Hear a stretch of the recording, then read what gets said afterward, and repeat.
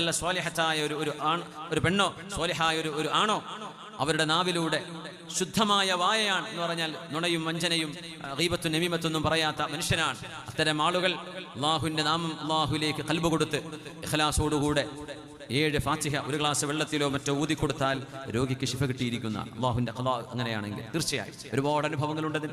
പക്ഷെ തങ്ങൾ പറഞ്ഞു തദാവൂ യാ ഇബാദല്ലാഹ്, അള്ളാഹുവിന്റെ പടപ്പുകളെ രോഗത്തിന് മരുന്ന് കുടിക്കണം, ആശുപത്രിയിൽ പോകണം. നബി തങ്ങൾ പറഞ്ഞു ആശുപത്രിയിൽ പോകണം, ഡോക്ടറെ കാണണം. തങ്ങൾ കണ്ടിട്ടുണ്ട് ഡോക്ടർ ഹാരിസ് ഇബ്നു കിൽദ എന്ന് പറയുന്ന വലിയൊരു ഡോക്ടർ ഹബീബിനെ കാണാൻ വന്നിട്ടുണ്ട്, തങ്ങളെ ചികിത്സിക്കാൻ വേണ്ടി വന്നിട്ടുണ്ട്.